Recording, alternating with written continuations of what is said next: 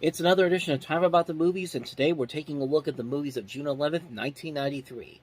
And folks, we're starting off with the big one. We got 5 movies to look at, but this first one here, it's a movie that everybody is familiar with. It's the movie that changed the summer blockbuster as we know it.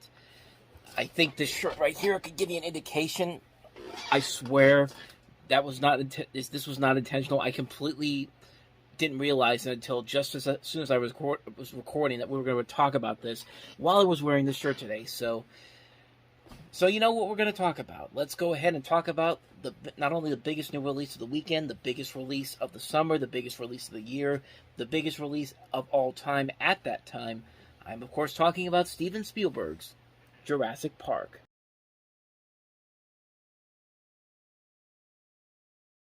You know what? Hold on one second, because we need to do this right. Give me 1 second. I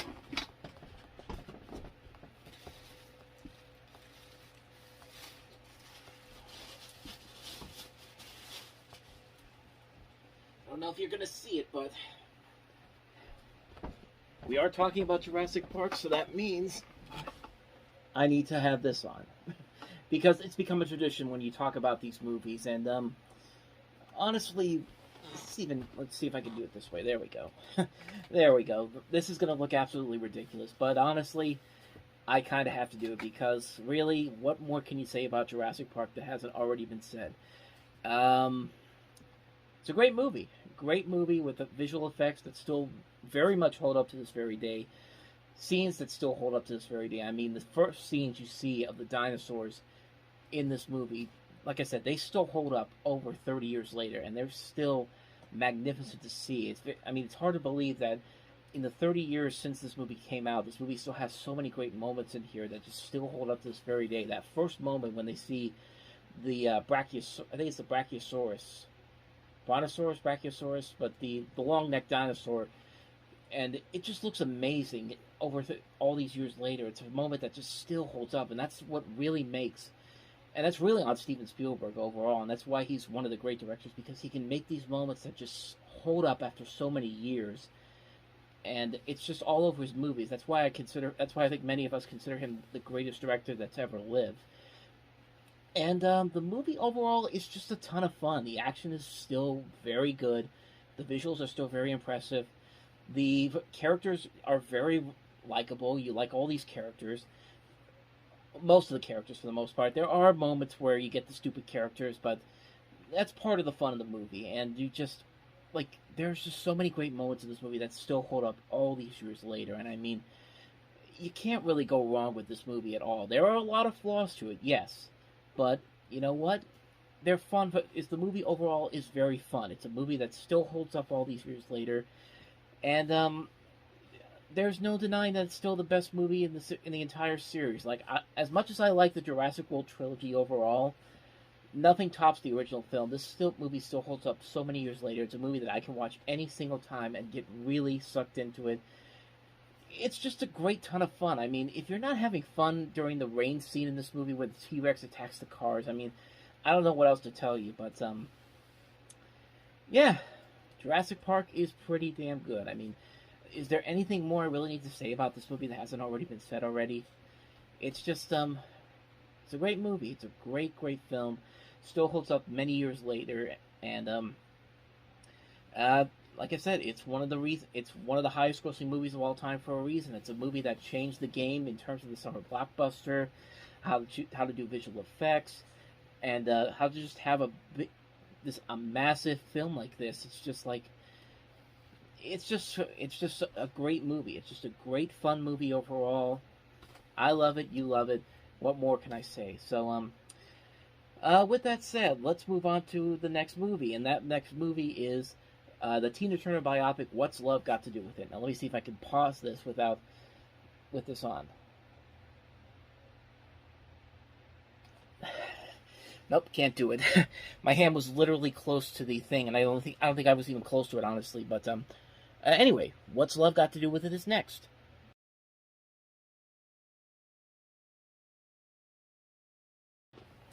So this is, of course, the story of the autobiography of Tina Turner, which is very interesting because this trailer never says Tina Turner until the very end of the trailer, which is interesting and on so many levels. But the movie overall is pretty good, and I think it works mostly because of the performances by Angela Bassett as Tina Turner and Lawrence Fishburne as Ike Turner. And I think these two really do carry the movie, and it's no wonder why they got nominated for Best Actress and Best Actor at the Academy Awards. And as far as the movie itself goes, it's overall okay. It's nothing that's really amazing. It's nothing that's really groundbreaking. It kind of falls into a lot of similar problems that a lot of these musical biopics do. I think they try a little too hard to dramatize many aspects of a story, and at least to this movie's credit, it doesn't go completely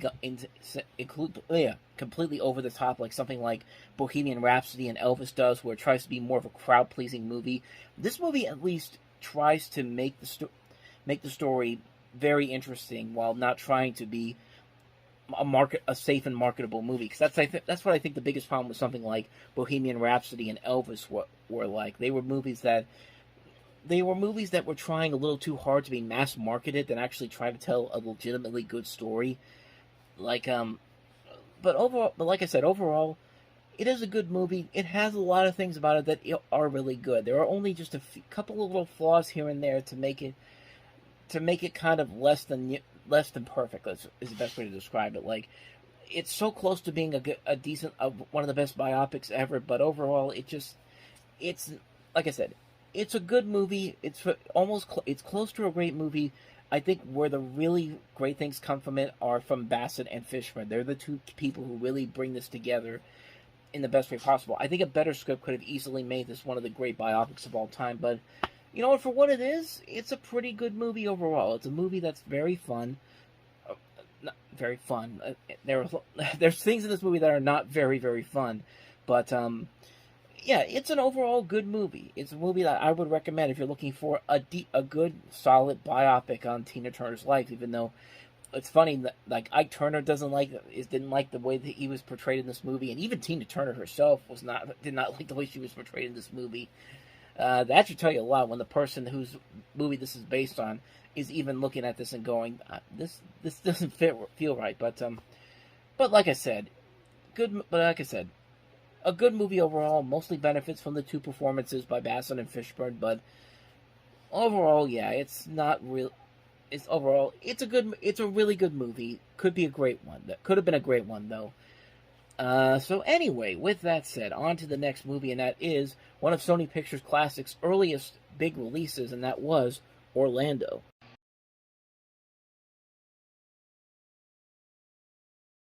Here's a fun game. Take a shot every time Tilda Swinton looks straight into the camera. You'll be drunk by the end of this movie. Like I said, this was one of the groundbreaking releases for Sony Pictures Classics. This was kind of their first major success, and you can kind of see why. It's a visually gorgeous-looking film.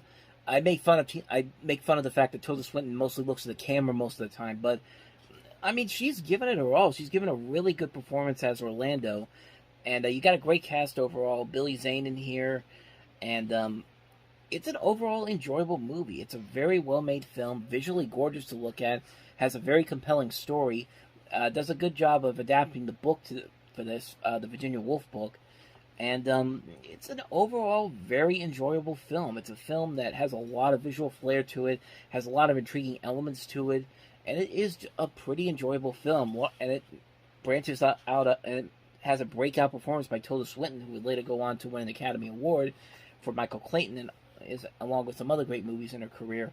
But yeah, overall, this is a pretty solid film. It's a movie that I would recommend checking out. I know it was just re-released on 4K with the Sony Pictures Classic 20th anniversary, or 30th anniversary set, I should say. And I'm really looking forward to seeing that on 4K one day, so... excuse me. Anyway, that's Orlando. Now let's move on to a movie that's on the complete opposite end of the spectrum, and that is Romper Style.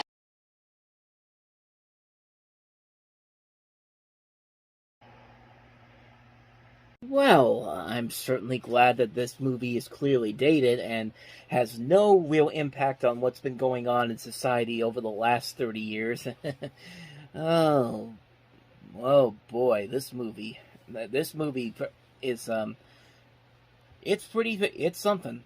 It's something, all right. Now, I haven't seen the movie. I can't really comment on it, but just by that trailer alone, talk about a movie that's held up over the 30 years since it came out. Because, whew, um, well, to the movie's credit, I mean, it's got some good reviews to it. It could be one of the more uncomfortable movies you'll ever see, and you get to see a young Russell Crowe in one of his early film roles. But yeah, I can't imagine this movie having an influence over 30 years later. And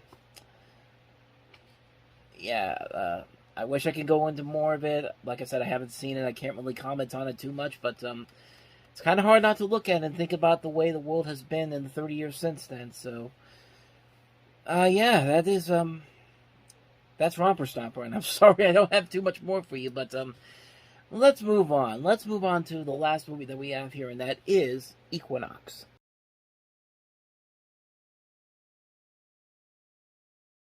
So when this Matthew Modine plays identical twins, they live in this fictional city called Empire.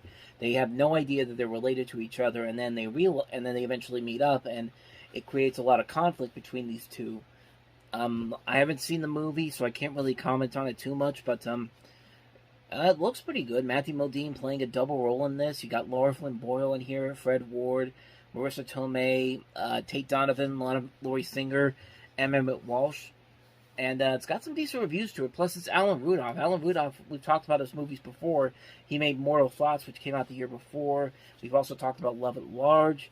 And he's a pretty good director overall. So I can't imagine this movie I can't imagine this movie not being somewhat enjoyable and somewhat well made.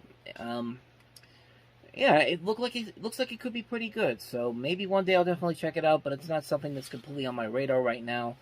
But like I said, it looks pretty good, so that's Equinox for you. And so on that note, we wrap up another edition of Time About the Movies. Next time we meet, we've got 2 more movies, including Arnold Schwarzenegger's big-budget bomb, Last Action Hero, which bombed back then, but is it really one of his worst movies, or one of his biggest bombs ever? Well, I guess, yeah, it's kind of one of his biggest bombs, but what I'm trying to say is it actually a good movie, is what I'm asking. Well, you're going to find out next time around. You might be surprised on what I have to say about this one. We also have 20th Century Fox's answer to Disney in terms of creating their own animated classic, which I don't know about that, but again, you might be surprised on what I have to say about Once Upon a Forest. But we'll talk about those 2 movies next time around. But until then, thank you very much for watching, and if you want to see more videos like this, please hit the playlist on the next page, check out the previous episode, and I'll see you guys tomorrow for another episode. So thank you for watching. I'll see you next time, and until then, as always, take care.